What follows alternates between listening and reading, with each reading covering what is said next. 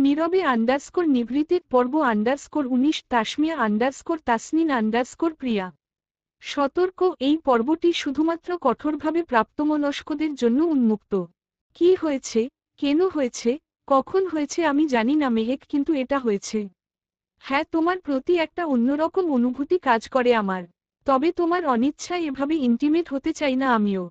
আমি চাই তুমি নিজে ইচ্ছে করে এসো আমার কাছে। ভালোবাসার দাবি নিয়ে। উদ্ধৃতি চিহ্ন। আবারও ঢং। ঢং? না সুন্দরী, এটা আমার মনের কথা, ভালোবাসার কথা। উদ্ধৃতি চিহ্ন। মেহেক জোরে হাসতে লাগলো, ভয়ঙ্কর রকমের সুন্দর সেই হাসি, যার অন্তরালে লুকিয়ে আছে রাগ, ঘৃণা, বিদ্রূপ। শাড়ির আঁচল বুকে টেনে সবকিছু ঠিকঠাক করতে করতে মেহেক বলে, আপনার মতো মানুষের মুখে ভালোবাসা শব্দ মানায় না। কারণ ভালোবাসলে কেউ জোর করে না, অসম্মান করে না, এভাবে নিজের ইচ্ছেমতো সবকিছু চাপায় না, তাকে কষ্ট দেয় না মিস্টার রোশন। রোশন মেহেকের হাত দুটো নিজের হাতে ধরে শান্তভাবে বসল। চোখে চোখ রেখে দীর্ঘশ্বাস ফেলল। সবার ভালোবাসার ধরন তো একরকম না সুন্দরী।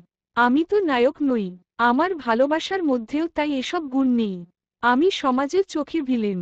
তাই আমার ভালোবাসার ধরনও মনে করো ভিলেনের মতোই। উদ্ধৃতি চিহ্ন। কিন্তু আমি চাই না আপনাকে, আপনার অস্তিত্বকে, আপনার ভালোবাসাকে। উদ্ধৃতি চিহ্ন। মেহেক নিজের হাত সরিয়ে ফেলে বিছানা থেকে নেমে দরজার দিকে এগোল। রোশন কালক্ষেপণ না করে চটপট উঠে গিয়ে সামনে দাঁড়িয়ে শুধালো, কিন্তু কোথায় যাচ্ছ? নিজের দিকে দেখো, শাড়ি ঠিকমতো পরা হয়নি। বাইরে গেলে পোলাপান এরকম দেখবে। দেখুক, সমস্যা কি? আপনি তো কত মেয়েদের নগ্ন অবস্থায়ও দেখেছেন। আমাকেও কেউ দেখুক, স্পর্শ করুক। সারা জীবন হাডুডু খেলে এখন পবিত্র মেয়ে আশা করেন? মেহেক চুপ, একেবারে চুপ। মাথা গরম করবে না কিন্তু। রোশনের রাগান্বিত মুখ দেখে মেহেকের দারুণ লাগছে। তাই ইচ্ছে করে বুকের কাছ থেকে আঁচল আরেকটু সরিয়ে দরজার বাইরে যাওয়ার চেষ্টা করে। রোশন হাত ধরে হেঁচকা টানে ঘরের মধ্যে রেখে দরজা একেবারে লক করে দেয়। কি হলো, মনে নেই? প্রথম যেদিন আমাকে আনা হয়েছিল আপনার এই সোকল্ড পোলাপান আমার সাথে গ্রুপ, সে তারা চিহ্ন করতে চেয়েছিল। সেদিন আমার সমস্যা ছিল, আজ নেই। সবার সাথে হাডুডু খেললেই তো আপনার লেভেলের হতে পারবো, তাই না? মেহেকের এমন আচরণে নিজের রাগের উপর নিয়ন্ত্রণ হারিয়ে ফেলছে রোশন। রাগে কপালের শিরাগুচ্ছ টনটন করছে, দুচোখ রক্তবর্ণ ধারণ করেছে। হাত মুষ্টিবদ্ধ করে তবুও নিজেকে সামলাতে চেষ্টা করছে রোশন।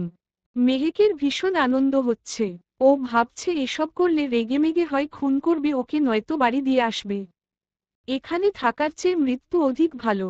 কিন্তু আচমকা রোশন এসে মেহেককে কোলে তুলে নেওয়াতে চমকাল মেয়েটা। রোশনের চোখে চোখ রাখতেই ভয় কেঁপে উঠল ওর সমস্ত শরীর।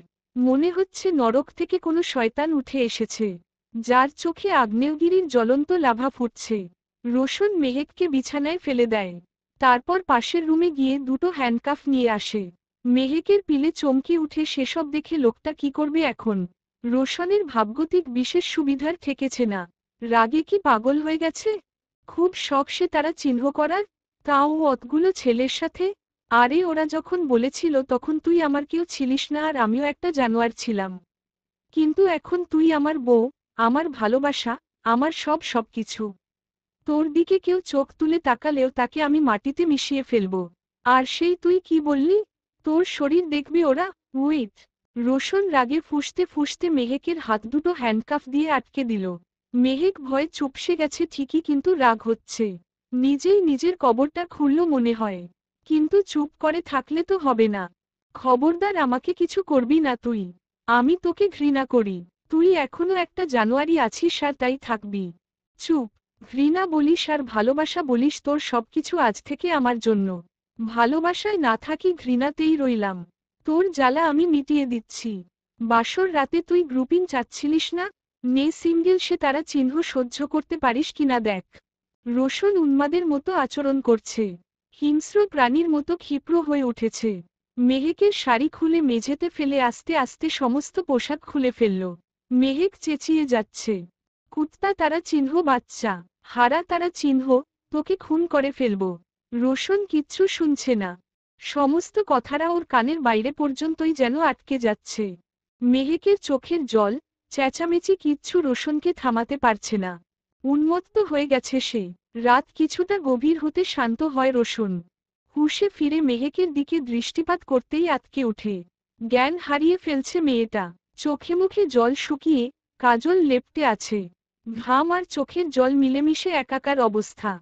একটু আগের ঘটনাগুলো পর্যায়ক্রমে স্মৃতিচারণ করতেই অবাক হয় রোশন। কি হয়ে গেল? এভাবে মেয়েটার ধারণা সত্যি করে নিজেকে প্রকৃত পশু প্রমাণ করল সে। নিজের উপর তীব্র রাগে বিছানায় সজোরে ঘুষি মারল রোশন। পাশ থেকে প্যান্ট নিয়ে নিজের নগ্নতা আড়াল করে মেহেককে শাড়ি দিয়ে ঢেকে দিল।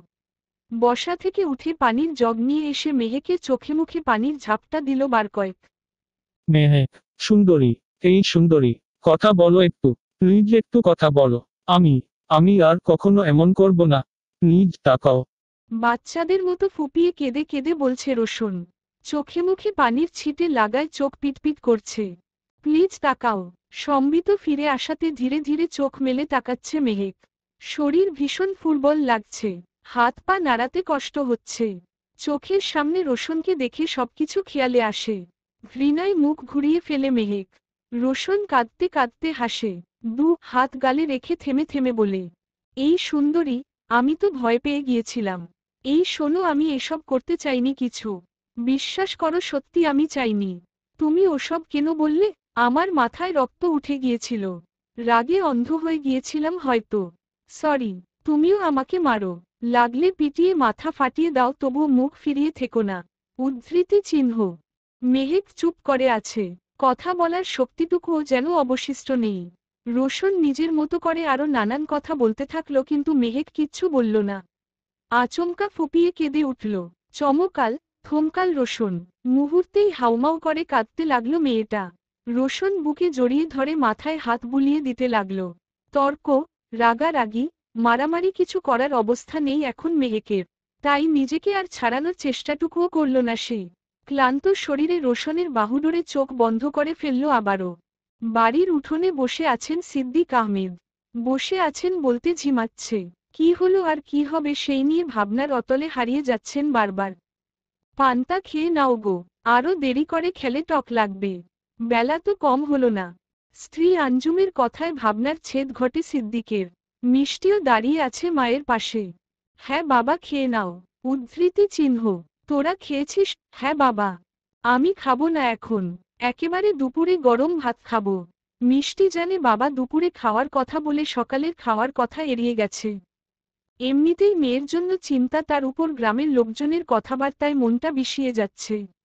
মিষ্টির খুব করে ইচ্ছে করছে সবকিছু খুলে বলবে। যে ছেলে তার আপুর জন্য তাকে ওরকম একটা জায়গা থেকে বের করে এনেছে সে নিশ্চয়ই ততটা খারাপ নয় যতটা সবাই জানে, ভাবে। তাছাড়া সমস্ত রাস্তায় মেহেকের প্রতি তীব্র ভালোবাসা প্রকাশ পেয়েছিল ওর আচার আচরণে। হ্যাঁ, ভালোবাসলে কথাবার্তায়, আচার আচরণে বোঝা যায়। মিষ্টি মনস্থির করে ফেলল। রাতে সবকিছু বলবে বাবা মাকে। সব। পাখির কিচিরমিচির শব্দে ঘুম ভেঙেছে মেহেকের। ক্লান্তিতে গভীর ঘুমে আচ্ছন্ন ছিল ভোররাতের পর থেকে। তাই উঠতে এত বেলা হলো। চোখ মেলে তাকিয়ে আশেপাশে নজর বুলিয়ে দেখল ঘরে সে একা। তড়িঘড়ি করে উঠে বসতেই নিজের শরীরের দিকে তাকিয়ে আঁতকে উঠল। কোনোমতে শাড়ি দিয়ে ঢাকা। গতকাল রাতের ঘটনার কথা মনে পড়তেই ঘৃণায় চোখমুখ কুঁচকে ফেলল মেহেক।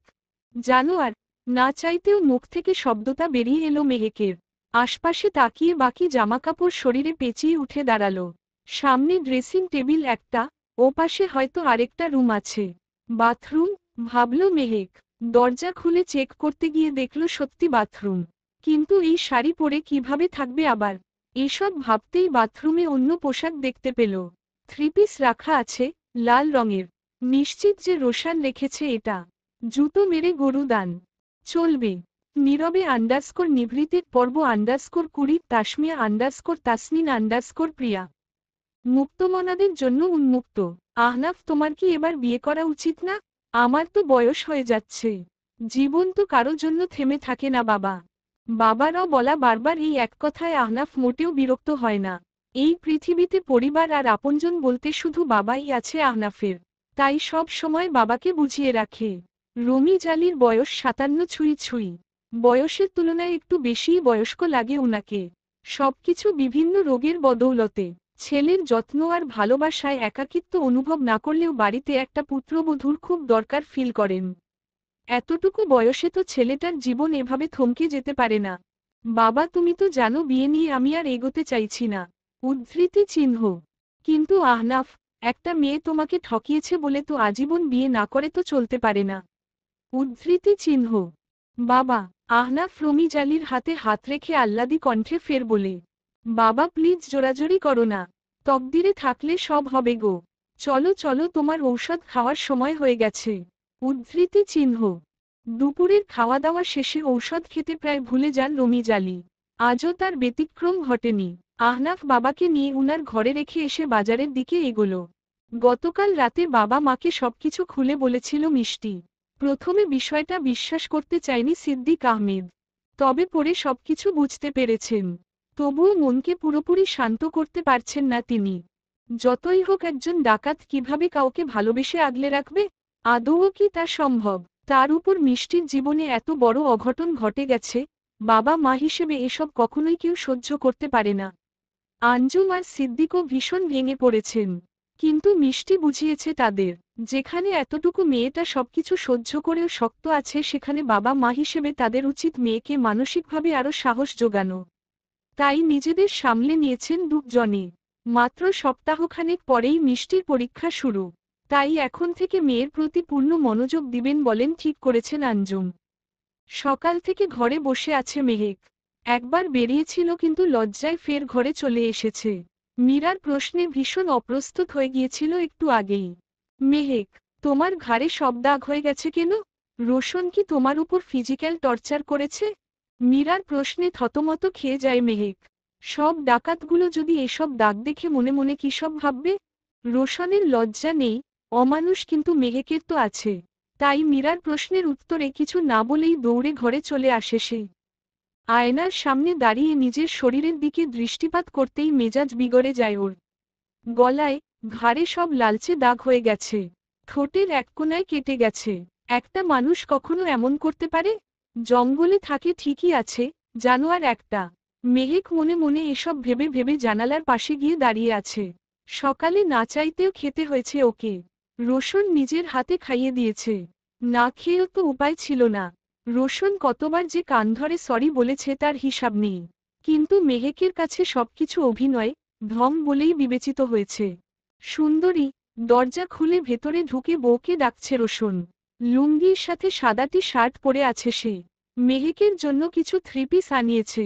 সেগুলো হাতে নিয়ে ঘরের মাঝখানে দাঁড়িয়ে আছে ও। মেহেক রোশন এসেছে বুঝেও চুপচাপ দাঁড়িয়ে আছে। রোশন নিজে থেকেই এগিয়ে গেল। ডাকছি আমি, সাড়া দিবে তো বলো, না দিলে কি করবেন? আবারও খুবলে খাবেন? নিন খান। মেহেক গায়ের ওড়না মাটিতে ফেলে দিয়ে রেগেমেগে বলল। রোশন ঘাড় কাত করে মুচকি হাসল একবার। এক হাতে থ্রিপিসগুলো ধরে অন্য হাতে পড়ে থাকা ওড়না তুলে মেহেকের গায়ে জড়িয়ে দিল। আর থ্রিপিসগুলো ওর হাতে ধরিয়ে দিয়ে বলল, কতবার সরি বলেছি সুন্দরী, লাগলে আজীবন বলবো। তবুও এমন করে রেগে থেকো না। আমি নিজে থেকে না চাইলে ওড়না না সবকিছু খুলে সামনে আসলেও কিছু হবে না। আমি কখনো চাইব না আর। তুমি চাইবে, সেই দিনের অপেক্ষায় থাকব। এটাই তো কথা ছিল কিন্তু। সরি সুন্দরী, রেগে থেকো না প্লিজ। মেহেক বিরক্তিতে চোখমুখ কুঁচকে অন্যদিকে দৃষ্টিপাত করল। রোশন ঠিক সেই দিকেই গিয়ে দাঁড়ালো। একেবারে মেহেকের চোখের সামনে। আচ্ছা দেখো তো সবগুলো পোশাক তোমার পছন্দ হয়েছে? না হলে বলো পাল্টে নিয়ে আসবে ওরা। দরকার নেই, পোশাক পেয়েছি সেটাই অনেক, কি বলছো? তুমি আমার বউ, তুমি রাজরানীর মতো থাকবা। যা ইচ্ছে তাই পরবা, যা লাগবে শুধু বলবা। উদ্ধৃতি চিহ্ন। আমি একটা স্বাধীন জীবন চাই। আপনার থেকে মুক্তি চাই। স্বাধীন জীবন তোমাকে দেওয়া হবে কিন্তু আমার থেকে মুক্তি সেটা হবে না। যতদিন আমার দেহে প্রাণ আছে আমি তোমাকে ছাড়ছি না। সে তুমি আমাকে ভালোবাসো আর নাই বাসো। সব সম্পর্কে তো প্রথম থেকেই ভালোবাসা থাকে না। উদ্ধৃতি চিহ্ন। মেহেক হাতের পোশাকগুলো হেঁটে গিয়ে বিছানার একপাশে রেখে বসল। এই ঘ্যান ঘ্যান ওর ভালো লাগে না তবুও শুনতেই হয়। রোশন মেহেকের পাশে বসেছে। পকেট থেকে সিগারেট বের করে আগুন ধরিয়ে লম্বা টান দিয়ে মেহেকের দিকে তাকিয়ে আছে। তার মানে আপনি আশা করছেন ইন ফিউচার আমাদের সম্পর্কে ভালোবাসা আসবে? মেহেক কিছুটা ঠাট্টা করেই বলল। জীবনের সবথেকে মজার কথাই যেন এটা। রোশন নাকমুখ থেকে একত্রে ধোঁয়া ছেড়ে বলে, অবশ্যই, তুমি আমাকে চোখে হারাবে একদিন। কল্পনার জগতে বাস করছেন আপনি। এমনটা আমি মরে গেলেও হবে না। উদ্ধৃতি চিহ্ন। রোশন মেহেকের ঠোঁটে আঙুল চেপে ধরে ম্লান কণ্ঠে বলে, এসব আর বলবে না, তুমি বেঁচে থাকতেই আমাদের সবকিছু হবে। বিশ্বাস করো। মেহেক রোশনের আঙুলটা ছিটকে সরিয়ে দেয়। ওর ছোঁয়া লাগলেও ঘেন্না লাগে মেহেকের। বিশ্বাস, ভালোবাসার কথা আর কখনো বলবেন না। আর ওই নোংরা হাতে আমাকে দ্বিতীয়বার স্পর্শ করবেন না, কখনো না। ভালোবেসে মাঝে মধ্যে একটু জড়িয়ে ধরব, তবে খারাপভাবে স্পর্শ করব না কখনো। এতটুকু অন্তত সহ্য করো। অনুমতি চাইছেন অথচ নিজেই ঠিক করে নিয়েছেন ধরবেনই। আপনি জানতো আমার বিরক্ত লাগে। উদ্ধৃতি চিহ্ন। দুপুরের খাবার খাইয়ে দিয়ে তারপর যাব। মীরা আপু খাবার নিয়ে আসছে তোমার। তোমার প্রিয় খাবার হাঁসের মাংস রান্না হয়েছে আজ, সাথে সাদা ভাত। উদ্ধৃতি চিহ্ন। মেহেক ভ্রু উঁচিয়ে তাকালো রোশনের দিকে। কিছু একটা জানতে চাচ্ছে, সেটা বুঝতে পারছে রোশন। তাই মেহেক জিজ্ঞেস করার আগেই রোশন আগ বাড়িয়ে বলে, মিষ্টির কাছে জিজ্ঞেস করেছিলাম ফাঁকে তোমার পছন্দ অপছন্দের কথা। উদ্ধৃতি চিহ্ন। মিষ্টি, মেয়েটা মানুষ চিনতে বরাবর ভুল করে। উদ্ধৃতি চিহ্ন। ওদের দুজনের কথোপকথনের মধ্যে দরজায় এসে দাঁড়ালো মীরা। দরজায় ঠকঠক আওয়াজ করে ভেতরে আসার অনুমতি চাইলে রোশন খাবার রেখে যেতে বলে। মীরা কথামতো বিছানার একপাশে সব খাবার রেখে প্রস্থান করে। লক্ষ্মী মেয়ের মতো খেয়ে নাও এখন। আমার কাজ আছে, তাড়াতাড়ি যেতে হবে। উদ্ধৃতি চিহ্ন। ভাত ঝোল দিয়ে মেখে মাংস নিয়ে হাত উঁচিয়ে ধরে আছে রোশন। মেহেক মুখ ঘুরিয়ে বসেই আছে। আমি খেয়ে নিব, আপনি যান। সুন্দরী, জেদ ছাড়ো, খেয়ে নাও। উদ্ধৃতি চিহ্ন। বললাম তো আপনি যান। বেশ, তাহলে জোর করেই না থাক দিন। মেহেক নিজের ইচ্ছেতে সবটুকু খাবার খেল রোশনের হাতে।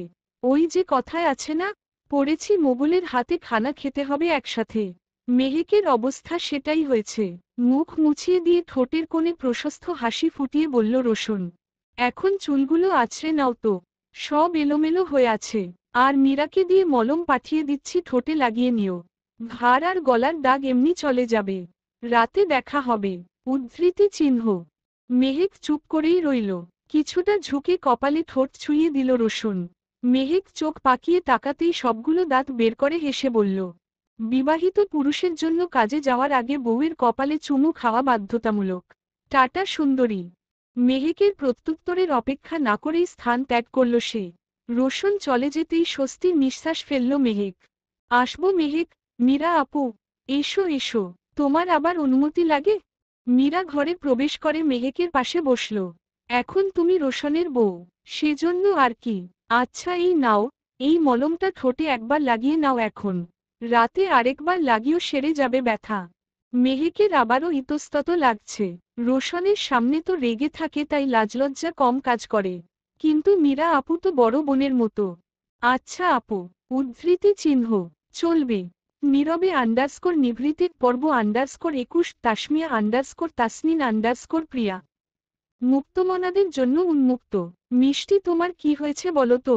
পড়ার সময় হঠাৎ এমন প্রশ্নে চমকাল মিষ্টি। কি বলতে চাইছেন আহনাফ স্যার? কি হয়েছে আমার, সেটা আমি জানলে তো প্রশ্ন করতাম না। আগে যখন তোমার সাথে দেখা হতো তখন কেমন প্রাণখোলাভাবে হাসতে, কথা বলতে। কিন্তু এখন কেমন জানি চুপচাপ হয়ে গেছো। কথা কম বলো, সব সময় কেমন সংকুচিত হয়ে থাকো। ভয় পেয়েছো? বা কেউ কিছু বলেছে? আহনাফ শান্ত কণ্ঠে শুধালো। মাসখানেক হলো মিষ্টিকে পড়াচ্ছে আহনাফ। আর এই মাসখানেকের প্রায় প্রতিদিন মিষ্টির আচার আচরণ খেয়াল করেছে ও। আহনাফের মনে হচ্ছে আগের মিষ্টি আর এখনকার মিষ্টি আলাদা মানুষ। কি এমন হলো যে এতটা বদলে গেছে মেয়েটা? মিষ্টি দৃষ্টি টেবিলের রেখেই উত্তর দিল, লেখাপড়ার দিকে মনোযোগ দিচ্ছি এখন। আগে তো কেবল পড়ার জন্য পড়তাম, কিন্তু এখন নিজের একটা অবস্থান গড়ার জন্য পড়ছি। উদ্ধৃতি চিহ্ন। সেটা ঠিক আছে। যাই হোক, পরীক্ষা চলছে তাই এ বিষয় পড়ে কথা বলবো। আপাতত মন দিয়ে পড়ো শুধু। উদ্ধৃতি চিহ্ন। জি স্যার। উদ্ধৃতি চিহ্ন। আহনাফ দীর্ঘশ্বাস ছেড়ে পড়ানোর দিকে মনোযোগ দিল। একটা সময় ছিল যখন আহনাফ দিনের পর দিন আস্তে আস্তে করে এভাবেই যন্ত্রণার সাথে যুদ্ধ করে বদলে যাচ্ছিল। মানসিকভাবে কতবার ভেঙেছে আর গড়েছে নিজেকে তা ভাবতেই এখনো বুকটা চিনচিন করে ওঠে। সেই দিনগুলো কেমন কেটেছে, কিভাবে কেটেছে তা ও ছাড়া কেউ বুঝবে না। তাই নিজের মতো কাউকে কষ্ট পেতে দেখলে আহনাফ জানার চেষ্টা করে, ওই রোশন আমাকে কুত্তার মতো মেরে অপমান করেছিল রে। আমি কখনো ভুলব না ওই অপমান। শালার জন্য আমি গ্রামেও লুকিয়ে লুকিয়ে যাচ্ছি। নেহাত বাবা মা গ্রামে থাকে, নইলে কোনো ভয় থাকতো না আমার। উদ্ধৃতি চিহ্ন। কিছুটা রাগ আর ক্ষোভের বহিঃপ্রকাশ ঘটে পল্লবের কথায়। রুমে বসে তাস খেলতে খেলতে দুই বন্ধু কথাবার্তা বলছে। বিহান পল্লবের কাঁধে হাত দিয়ে বলে, আরে মামা চাপ নিস না, আমি তো তোর বন্ধু, আমার কাছে থাক তোর যতদিন ইচ্ছে। তবে ওই ডাকাতের বংশের কিছু একটা করতে হবে, সুযোগ পেলে ঠিক ওদের দুনিয়া ছাড়া করতে হবে। উদ্ধৃতি চিহ্ন। হ দোস্ত। পল্লব খুশি হয়ে যায় বিহানের কথায়। হাতে হাত মিলিয়ে হেসে উঠল দুজনই। শরীর ঠিক আছে সুন্দরী আমার? এই সন্ধ্যাবেলায় শুয়ে আছো? ঘরে ঢুকে শার্ট খুলতে খুলতে বলল রোশন। আজ একটা বর্ষর ডাকাতি করেছে। কাছাকাছি আরেকটা শহরের সবচেয়ে বড় ব্যাংকে হানা দিয়েছিল। সফলও হয়েছে। তবে একটু ক্লান্ত শরীর। মেহেক রোশনের দিকে না তাকিয়েই বলে, না ঠিক আছি। এই নাও, বাদাম খাও। মেহেকের পাশে বসে হাতে বাদামের প্যাকেট নিয়ে বলল রোশন। এক মুহূর্তের জন্য মেহেক সবকিছু ভুলে গিয়ে তাড়াতাড়ি উঠে বসল। বাদাম ভীষণ প্রিয় ওর। হাত বাড়িয়ে বাদামের প্যাকেট নিতে গিয়েই চোখ পড়ল রোশনের উন্মুক্ত শরীরে। অস্বস্তিতে দৃষ্টি সরিয়ে ফেলল। মনে পড়ে গেল এই লোকটা কতটা খারাপ। জোর করে কিভাবে আটকে রেখেছে ওকে। এভাবে কাউকে জোর করা রীতিমতো ক্রাইম। তাই আবারও শুয়ে পড়ল মেহেক। কি হলো? এই তো খুশি মনে উঠে বসলে। আবার কি হয়েছে? রাগ থাকলে আমার উপর। বাদামের সাথে তো রাগ নেই তাই না সুন্দরী? আপনার হারাম টাকা দিয়েই তো কিনে এনেছেন। তার চেয়ে বড় কথা আপনি এনেছেন ওগুলো। উদ্ধৃতি চিহ্ন। রোশন প্যাকেটটা বিছানায় রেখে উঠে প্যান্ট পাল্টে লুঙ্গি পরে নিল। তারপর মেহেকের পাশেই শটান হয়ে শুয়ে মুচকি হাসল। আজকে না হয় একটু খেয়ে নাও। রাগটা আপাতত সাইডে থাক। শুয়ে আছেন, থাকুন। আজাইরা কথা বন্ধ করুন। উদ্ধৃতি চিহ্ন। কথা বলার সময় মেহেকের ঠোঁটের দিকে দৃষ্টিপাত করেছে রোশন।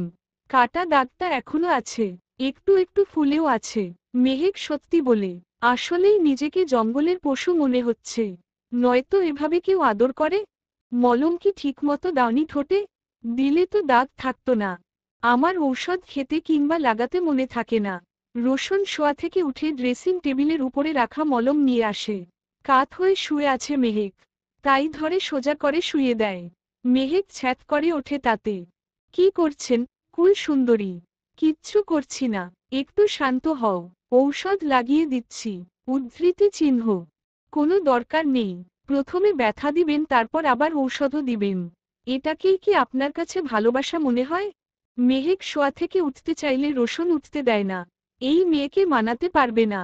তাই মেহেকের উপর শোয়ার ভঙ্গিতে ঝুঁকে রোশন ডান হাতের আঙুলে মলম লাগিয়ে আলতো করে ওর ঠোঁটে লাগাতে থাকে। মেহেক অবশ্য এখনো চোখ পাকিয়ে তাকিয়ে আছে। বাট রোশন বরাবরের মতোই ডোন্ট কেয়ার মুডে আছে। হ্যাঁ সুন্দরী, সবার ভালোবাসার ধরন তো এক নয়। তাছাড়া আমি আলাদা সেটা তো জানো। আমি তোমার জীবনের নায়ক নই বরং ভিলেন। আর এই ভিলেনকে নিয়েই তোমার সংসার করতে হবে। উদ্ধৃতি চিহ্ন। মেহেক কিছু বলতে চাইলে ঠোঁটে আঙুল চেপে ইশারায় মানা করে রোশন। কথা বললে মলম ঘেটে যাবে। চুপ করে থাকো 5 মিনিট। কথা না বলতে পারলেও তুমিই ফার্স্ট। ওকে? রোশন বসে চোখ টিপ্পুনি কেটে বলল। মেহেকও তড়িৎ গতিতে উঠে বসল। কথা না বললেও চোখ দিয়ে যেন গিলে খাবে রোশনকে এমন হাবভাব। রোশনের ঠোঁটের কোণে দুষ্ট হাসির ঝিলিক দেখা যাচ্ছে। মেহেকের রাগটা আর একটু বাড়িয়ে দিতে হুট করে কপালে চুমু খেয়ে বিছানা থেকে উঠে দরজার কাছে গিয়ে দাঁড়ালো রোশন। মেহেক থতমত খেয়ে ওর দিকে তাকিয়ে আছে। এত তাড়াতাড়ি কিস করে ওখানে গেল কিভাবে লোকটা?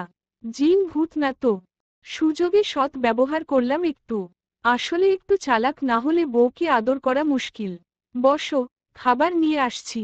ততক্ষণে রাগটা একটু কন্ট্রোল করে রাখো। আমি আসার পর আবার কন্ট্রোললেস হবে কেমন? অসভ্য, শয়তান, দুশ্চরিত্র লোক একটা। আমার জীবনটা শেষ করে দিল ও। মেহেকের চিৎকার শোনার আগেই ঘর থেকে বেরিয়ে গেল রোশন। রাগে দুঃখে নিজের হাতে কামড় বসিয়ে দিল মেহেক। মাঝে মধ্যে ইচ্ছে করে গলায় দড়ি দিতে। কিন্তু কেন দিবে? মরলে মরবে এই অসভ্য লোকগুলো। এসব ভেবেই নিজেকে শান্ত করছে মেহেক। বুঝলে মিষ্টির মা, আজকে মেহেকের কথা খুব মনে পড়ছে। কতদিন হলো মেয়েটাকে দেখি না, কোনো খোঁজ খবরও পাইনি। ওরা কি সত্যি মেয়েটাকে সম্মান দিয়ে বাঁচিয়ে রেখেছে নাকি? কথা শেষ করতে পারেন না সিদ্দিক। দু চোখ ছলছল করছে উনার। রাতের খাওয়া দাওয়া শেষে পাশাপাশি বিছানায় বসে আছেন এই দম্পতি। আঞ্জুম স্বামীর মনের অবস্থা বুঝতে পেরে বলেন, এত ভেবো না তুমি। আমার বিশ্বাস মিষ্টি সত্যি বলেছে। মেহেক ভালো আছে। তবে আমারও ইচ্ছে করে মেয়েটাকে একটু দেখতে। উদ্ধৃতি চিহ্ন। একবার তো আসতেও পারে বলো। নাকি ওরা আসতে দিচ্ছে না? আমিও তো জানি না বলো। অপেক্ষা করি বরং আর কিছুদিন। উদ্ধৃতি চিহ্ন। অপেক্ষা ছাড়া আর কিছুই করার নেই মিষ্টির মা। আমরা চাইলেও কখনো মেহেকের কাছে যেতে পারবো না। উদ্ধৃতি চিহ্ন। দীর্ঘশ্বাস ছেড়ে বালিশে মাথা রেখে শুয়ে পড়লেন সিদ্দিক। আঞ্জুম বসে রইলেন অন্ধকারে আরো কিছু সময়ে। বর্ষাকাল। একাধারে মুষলধারে বৃষ্টি হচ্ছে কয়েকদিন ধরে। বৃষ্টি ভালো লাগে মেহেকের, কিন্তু এই বৃষ্টির সাথে মন খারাপের গল্পগুলোও খুব করে মনে পড়ে যায়। বাবা মা, মিষ্টিকে খুব মিস করে সে। এই জঙ্গলে একঘেয়ে জীবন মোটেও ভালো লাগছে না। সারাদিন ঘরে বসে থাকা, মাঝে মধ্যে মীরার সাথে কথাবার্তা আর রাত হলে রোশনের ঘ্যান এই নিয়ে চলছে জীবন। রোশন যদিও সর্বোচ্চ চেষ্টা করছে মেহেকের মন জয় করার, কিন্তু সে আর হচ্ছে কই। সকালে খাইয়ে দেওয়া শুরু করে, দুপুরে গোসলের জন্য জামাকাপড় পর্যন্ত বাথরুমে রেখে আসে। নিজ হাতে চুল আঁচড়ে দেয়, হাত পায়ের নখ কেটে দেয়, মাঝে মধ্যে জঙ্গলে ঘুরতে বের হয়। দলের সবাই তো রোশনকে নিয়ে কানাঘুষা শুরু করেছে। সবাই বলছে বাঘ থেকে একেবারে মিনি বিড়াল হয়ে গেছে রোশন। সবকিছুই ওই মেয়েটার জন্য। দিনে দিনে মেহেকের জন্য সবার থেকে দূরত্ব বাড়ছে রোশনের। সবুর হোসেন এসব ভেবে ভেবে ছেলের প্রতি মনে কিছুটা অভিমানও পুষে রেখেছেন। নিজের ঘরে বসে আছেন সবুর হোসেন। গত এক সপ্তাহে ছেলের সাথে কথা হয়নি তেমন। হবে কিভাবে? মেহেকের জ্বর আসায় দিনরাত 24 ঘন্টা ওর পাশেই বসেছিল রোশন। এখনো জ্বর কমেনি। ডাক্তার দেখাতে হবে। কিছু ঔষধ এনে খাইয়েছে এতদিন, সাধারণ প্যারাসিটামল। কিন্তু আশানুরূপ ফলাফল পায়নি। ফলশ্রুতিতে এখনো অসুস্থ মেয়েটা। বাবা। হঠাৎ ছেলের কণ্ঠে ভাবনা থেকে বেরিয়ে আসেন সবুর। নড়েচড়ে উঠে দাঁড়ালেন তিনি। কি খবর বাবা? রোশন এগিয়ে এসে জড়িয়ে ধরে বাবাকে। সবুর হোসেন বাচ্চাদের মতো অভিমানে দূরে সরাতে চায় ছেলেকে। কিন্তু রোশন ছাড়ে না, জোর করে জড়িয়ে ধরে থাকে। মন গলে সবুর হোসেনের। একেবারে পর হয়ে যাচ্ছিস রোশন। বাবাকে আগের মতো ভালোবাসিস না। নো বাবা, আই লাভ ইউ। খুব ভালোবাসি আমি তোমাকে। ঘরে বউ এসেছে, কিন্তু বাবা তো আরেকজন আসেনি বলো। বউয়ের কাজ কি বাবাকে দিয়ে হয়, নাকি বাবার কাজ বউকে দিয়ে হয়? তোমরা দুজনই আমার জন্য ভীষণ গুরুত্বপূর্ণ। প্লিজ এভাবে আর মন খারাপ করে থেকো না। আমি সরি। আসলে মেহেকের শরীর খারাপ থাকায় আমার সবকিছু কেমন এলোমেলো লাগে আজকাল। তাই। থাক, আর কিছু বলতে হবে না। এখন কেমন আছে মেয়েটা? ছেলেকে ছেড়ে দিয়ে চেয়ারে বসেছেন সবুর হোসেন। রোশনও বসেছে মুখোমুখি হয়ে। বাবা, বলুন আপনার স্ত্রী কেমন আছেন? রোশন হেসে পকেট থেকে সিগারেটের প্যাকেট বের করে বাবার হাতে একটা দিয়ে নিজের জন্য একটা রাখল। সিগারেট ধরাতে ব্যস্ত হয়ে উঠলেন সবুর হোসেন। জ্বর তো কমছে না, মাঝে মধ্যে একটু কমে, কিন্তু রাতে আবারও বেড়ে যায়। উদ্ধৃতি চিহ্ন। ঠোঁটে সিগারেট গুজে শুকটান দিয়ে বলল রোশন। সবুর হোসেন একটু ভেবে বললেন, ওকে বরং কিছুদিন ওর বাবার বাড়ি রেখে এসো। টাকা পয়সা যা লাগে তার থেকেও দ্বিগুণ দিয়ে আসবে, যাতে কোনো সমস্যা না হয়। উদ্ধৃতি চিহ্ন। চলবে। নীরবে নিভৃতিক পর্ব 22 তাসমিয়া তাসনিন প্রিয়া। প্রাপ্তমনস্ক ও মুক্তমনাদের জন্য উন্মুক্ত। মেহেকের জ্বর তো কমছে না, মাঝে মধ্যে একটু কমে, কিন্তু রাতে আবারও বেড়ে যায়। উদ্ধৃতি চিহ্ন। ঠোঁটে সিগারেট গুজে শুকটান দিয়ে বলল রোশন। সবুর হোসেন একটু ভেবে বললেন, ওকে বরং কিছুদিন ওর বাবার বাড়ি রেখে এসো। টাকা পয়সা যা লাগে তার থেকেও দ্বিগুণ দিয়ে আসবে, যাতে কোনো সমস্যা না হয়। উদ্ধৃতি চিহ্ন। কিন্তু বাবা, আমি তো আমার বউকে ছাড়া থাকতে পারবো না। উদ্ধৃতি চিহ্ন। সবুর হোসেন কিঞ্চিত বিরক্ত হলেন। রোশন বুঝেও না বোঝার ভান করে বাবার দিকে তাকিয়ে আছে। বউয়ের সাথে গ্রামে গিয়ে থাকতেও পারবে না তুমি? বড়জোর কয়েকদিন পর গিয়ে রাতে দেখা করে আসতে পারবে। গ্রামের লোকজন পুলিশকে জানিয়ে দিলে জন্য হবে। সবই তো বোঝো তুমি। উদ্ধৃতি চিহ্ন। রোশন অবুঝ না, তবুও মনটা মানতে চাইছে না। কিন্তু মেহেকের সুস্থ হয়ে ওঠা জরুরি। ওকে বাবা, আমি কালকে সন্ধ্যায় দিয়ে আসবো মেহেককে। উদ্ধৃতি চিহ্ন। এখনো তো পারো। আজকে থাকুক বাবা, কিচ্ছু বলার নেই। বাবার মতোই হয়েছ তুমি, কিন্তু পরিণতি বাবার মতো না। সবুর হোসেন কথা শেষ না করেই বসা থেকে উঠে চলে গেলেন। রোশনের মনটাও অশান্ত হয়ে গেছে। তপ্ত দুপুর, রোদের তেজ ক্ষীণ হলেও আকাশে কালো মেঘের আনাগোনা। হয়তো বৃষ্টি হবে ভেবে স্কুল থেকে বের হয়ে তড়িঘড়ি করে বাড়ির দিকে এগোচ্ছে মিষ্টি। আজ মিষ্টির গণিত পরীক্ষা ছিল। মোটামুটি ভালো হয়েছে পরীক্ষাটা। মনমতো প্রশ্ন আসেনি, তবুও আফসোস নেই মিষ্টির। হাঁটতে হাঁটতে বৃষ্টি শুরু হয়ে গেছে এর মধ্যেই। বর্ষাকালে এই এক ঝামেলা, হুটহাট বৃষ্টি আসে। সকালে পৈপি করে মা বলেছিলেন ছাতা সাথে নিতে, কিন্তু মিষ্টি শুনল কই মায়ের কথা। ছাতা হাতে চলাফেরা ভীষণ বিরক্তিকর লাগে ওর। স্কুল থেকে বাড়ির দূরত্ব প্রায় 1.5 কিলোমিটার। হেঁটে গেলে আধ ঘন্টা থেকে 40 মিনিট লাগে মিষ্টির। স্কুল থেকে মেইন রোড পর্যন্ত সব সময় হেঁটে যেতে হয়, কারণ রাস্তাটা এতটাই কর্দমাক্ত হয়ে যায় যে রিকশাওয়ালারা ঢোকে না সহজে। মিষ্টি, আচমকা পরিচিত কণ্ঠস্বর শুনে থমকে দাঁড়ালো মিষ্টি। পেছনে ফিরে তাকালো, বৃষ্টি উপেক্ষা করে। মুষলধারে বৃষ্টি না নামলেও প্রায় আধা ভেজা হয়ে গেছে মিষ্টি। স্যার আপনি? আহনাফ ছাতা হাতে এগিয়ে আসে মিষ্টির দিকে। ছাতার নিচে এসো আগে বলছি। মিষ্টির অস্বস্তি লাগছে। এক ছাতার নিচে গা ঘেঁষে হাঁটার কথা মাথায় আসছে শুধু। কিন্তু আহনাফ স্যার তো ভালো। মনকে এসব বুঝিয়ে সুঝিয়ে পাশাপাশি ছাতার নিচে দাঁড়ালো মেয়েটা। আমি এদিক দিয়ে যাচ্ছিলাম, তোমাকে পেছনে থেকে দেখেই চিনতে পেরে ডাক দিলাম আর কি। উদ্ধৃতি চিহ্ন। মিষ্টির কেমন হাসফাস লাগছে। আহনাফের কথাগুলো ঠিক মনোযোগ সহকারে শুনতেও পারেনি। মুহূর্তেই চোখের সামনে সেই ভয়ঙ্কর দিনগুলোর স্মৃতি ভেসে উঠল মিষ্টির। সেই সব পুরুষদের স্পর্শ, হাসি, কি বিশ্রী। না, আমাকে ছোবেন না। না। আচমকা মিষ্টির এমন ব্যবহারে অবাক হলো আহনাফ। কিছুটা দূরে সরে দাঁড়িয়ে হাঁপাচ্ছে মিষ্টি। একটা ঘোরের মধ্যে আছে মেয়েটা। আহনাফের একটু সময় লাগলো বিষয়টা বুঝতে। মিষ্টি, কাম ডাউন মিষ্টি। আমি তোমার আহনাফ স্যার। শান্ত হও প্লিজ। আহনাফ শান্তস্বরে কথা বলতে বলতে মিষ্টির কাছে এগিয়ে গেল। মিষ্টিও বিষয়টা বুঝতে পেরে ভীষণ বিব্রত বোধ করছে এখন। সরি স্যার, আসলে কিছু বলতে হবে না তোমাকে। এক কাজ করো, ছাতাটা নাও আর সোজা বাড়ি চলে যাও। আমি তোমাকে কিছুটা পথ এগিয়ে দিচ্ছি দূরে দূরে হেঁটে। উদ্ধৃতি চিহ্ন। স্যার দরকার নেই, আমি চলে যাব। একদিন ভিজলে কিচ্ছু হবে না। উদ্ধৃতি চিহ্ন। চুপ করে মেয়ে, যা বলছি তাই করো। তুমি একাই যাও, আমি যাব না তাহলে। তবুও ছাতা নাও। আহনাফের শীতল ধমকে চুপসে গেছে মিষ্টি। আহনাফের কথা মতো ছাতা নিয়ে একাই বাড়ির দিকে এগোলো সে। আহনাফ চলে গেল নিজের গন্তব্যে। সন্ধ্যা হলেই মেহেকের জ্বর বাড়ে। আজও তার ব্যতিক্রম ঘটেনি। জ্বরের মাত্রা এতটাই বৃদ্ধি পায় যে হিতাহিত জ্ঞান লোপ পায়। ঘোরের মধ্যে চলে যায় মেহেক। বিছানায় শুয়ে অস্ফুটে স্বরে কিছু ফিসফিস করছে মেহেক। মীরা পাশে বসে কপালে জলপট্টি দিচ্ছে। রোশন একটু ওয়াশরুমে গেছে, তাই এই সময়টুকুও বউকে একা রাখবে না বলে মীরাকে ডাকা। মীরা তুমি যাও এখন, আর 8:30টার দিকে খাবার দিয়ে যেও। রোশনের আগমনে বসা থেকে উঠে দাঁড়ালো মীরা। আদেশ পালনের ভঙ্গিতে বলল, ঠিক আছে। মীরা চলে গেল বাইরে। রোশন দরজা আটকে মেহেকের পাশে বিছানায় উঠে বসেছে। সালোয়ার, কামিজ পরে আছে মেহেক।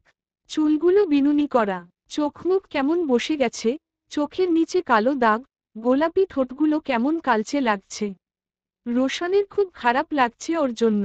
আজকেই ওর বাবার বাড়িতে দিয়ে আসলে ভালো হতো, কিন্তু এত জ্বর নিয়ে এখন নিয়ে যাওয়াও তো সম্ভব না। তুমি এসেছ, আমাকে একটু জড়িয়ে ধরো না। মেহেকের ক্ষীণ স্বরে বলা কথাগুলো বুঝতে অসুবিধা হলো না রোশনের। কপালে জলপট্টি দিয়ে মাথায় হাত বুলিয়ে দিচ্ছে রোশন। দু চোখ বন্ধ করে রেখেছিল মেহেক, কিন্তু রোশনের স্পর্শে ঘোলাটে দৃষ্টিতে তাকিয়ে আছে ওর দিকে। তুমি শিওর? জড়িয়ে ধরব? অনেক শিওর। মৃদু হেসে বলল মেহেক। রোশন নিজে ঝুঁকে জড়িয়ে ধরে পাশে শুয়ে বলল, শরীর খুব খারাপ লাগছে সুন্দরী? খুব কষ্ট হচ্ছে? আজকের রাতটা একটু সহ্য করো, কালকে তোমার বাবার বাড়ি দিয়ে আসবো। ওখানে ঠিক ডাক্তার এসে তোমার চিকিৎসা করবে আর তুমি ভালো হয়ে যাবে। উদ্ধৃতি চিহ্ন। মেহেক দু হাতে রোশনকে জড়িয়ে ধরে কাঁদো কাঁদো গলায় বলল, আমি তো তোমার কাছেই আছি, আবার কোন বাবার বাড়ি যাব? ও মা, ও বুঝতে পেরেছি, তুমি যে মরে গিয়ে কবরে আছো, আমাকেও সেখানে নিয়ে যাবা। এতক্ষণে রোশন বুঝতে পারল মেহেক জ্বরের ঘোরে ওর নিজের মাকে মিস করছে, পাশাপাশি উনাকেই দেখতে পাচ্ছে রোশনের মধ্যে। রোশন মেহেকের ঠোঁটে আঙুল চেপে ধরে বলে, এসব কথা বলে না সুন্দরী, আমার বুকে ব্যথা লাগে, দম নিতে কষ্ট হয়, আমাকে রেখেও কোথাও যাবে না তুমি। উদ্ধৃতি চিহ্ন। কষ্ট তো আমারও হয় মা, জানো বদ লোকটা আমাকে জোর করে আটকে রাখে, বাবার সাথে দেখা হয় না কতদিন। মেহেকের ছলছল নয়ন দেখে রোশনের খারাপ লাগছে, আসলেই মেয়েটা ওর পরিবারকে খুব মিস করছে। আরও আগেই একবার ও বাড়িতে পাঠানো উচিত ছিল ওকে। মা শোনে না, আমার না ইয়ে পেয়েছে, একটু ওয়াশরুমে নিয়ে যাও না। মেহেকের কথায় থতমত খেয়ে তাকিয়ে আছে রোশন। এই মেয়ে সজ্ঞানে থাকলে কিয়ামত হলেও তো এমন কথা ওকে বলতো না। জ্বরের ঘোরে শেষমেশ বরকে মা বলে ডাকছে মেয়েটা, কিন্তু ওয়াশরুমেও তো নিতে হবে। মীরাকে ডাকলেই ভালো হয়। হ্যাঁ, তাই করবে। তুমি একটু থাকো, আমি মীরাকে ডাকছি, ও তোমাকে ওয়াশরুমে নিয়ে যাবে। রোশন যেতে চাইলে মেহেক হাত ধরে কেঁদে ওঠে। তুমি এমন করো কেন? আমার সাথে তো থাকো না, এতটুকু থাকতেই চলে গেছিলা, এখন ফিরে এসে আবার কেন যাচ্ছ? এহে এহে। মেহেকের অদ্ভুত কান্না দেখে হাসি পাচ্ছে রোশনের, আবার চোখের জল দেখে বুকে চিনচিনো করছে। তাছাড়া এই অসহায় অবস্থায় বউয়ের অসহায়ত্ব দেখে হাসা অনুচিত বলে হাসি ঠোঁটের কোণে আটকে দিল। আচ্ছা, যাচ্ছি না, তবুও কেঁদো না, চলো আমি নিয়ে যাচ্ছি। উদ্ধৃতি চিহ্ন। মেহেক কাঁদতে কাঁদতে হাসল একটু, ধরে ধরে ওয়াশরুমের সামনে পর্যন্ত নিয়ে গেল ওকে। দরজা খুলে দিয়ে রোশন মেহেককে ভেতরে যেতে বললে মেহেক বলে, তুমিও চলো মা, আমি একা বসতে পারবো না, কেমন মাথা ঘুরছে। উদ্ধৃতি চিহ্ন। রোশন আর না বলল না। ওয়াশরুমের মধ্যে ঢুকে দরজা আটকে পেছনে ফিরে তাকিয়ে দাঁড়িয়ে রইল। কাজ শেষে মেহেক পেছনে থেকে পিঠে হাত দিলে রোশন ওর দিকে ফিরে তাকালো। হয়েছে, চলো এখন, কিছু হয়নি, পায়জামার দড়ি বেঁধে দাও। রোশন মেহেকের পেটের দিকে তাকিয়ে দেখে দড়ি হাত সালোয়ার কোনো রকম ধরে দাঁড়িয়ে আছে মেয়েটা। তবে চেহারা দেখে মনে হচ্ছে বেশিক্ষণ দাঁড়িয়ে থাকতে পারবে না মেয়েটা। আজকাল সালোয়ারে কে দড়ি রাখে? মনে মনে অবাকই হলো রোশন। সব সালোয়ার তো নিজেই এনেছিল, কিন্তু এটা আসলো কোথা থেকে? মেহেকের শরীর কাঁপছে। রোশন এক হাতে ওকে আগলে ধরে আরেক হাতে সালোয়ার ধরে ওয়াশরুম থেকে বেরিয়ে বিছানায় নিয়ে শুয়ে দিল ওকে। তারপর সালোয়ারের দড়ি বেঁধে দিল। সুস্থ হওয়ার পর যখন মেহেক এসব শুনবে তখন ওর প্রতিক্রিয়া কেমন হবে সেটা ভাবতেই ভীষণ হাসি পাচ্ছে রোশনের। ফজরের আজান হচ্ছে চারদিকে। এখানে স্পষ্ট আজানের ধ্বনি না পৌঁছালেও ক্ষীণ আওয়াজ ভেসে আসে। সারা রাত মাথার পাশে বসেই কাটল রোশনের। জ্বর কমলে শরীর ঘামিয়ে যায়, তখন শরীর মুছে দিতে হয়। আবার জ্বর উঠলে জলপট্টি, তাই ঘুমানো হয় না ওর। মেহেক এতটাই ফুরবল যে কিছু অনুভব করতে পারে না। প্রিয়তমা স্ত্রী এমন অবস্থা দেখে সকালেই গ্রামে নিয়ে যাওয়ার ব্যবস্থা করবে বলে ঠিক করে রোশন। ইমার্জেন্সি ডাক্তার দেখাতে হবে মেহেককে। চলবে।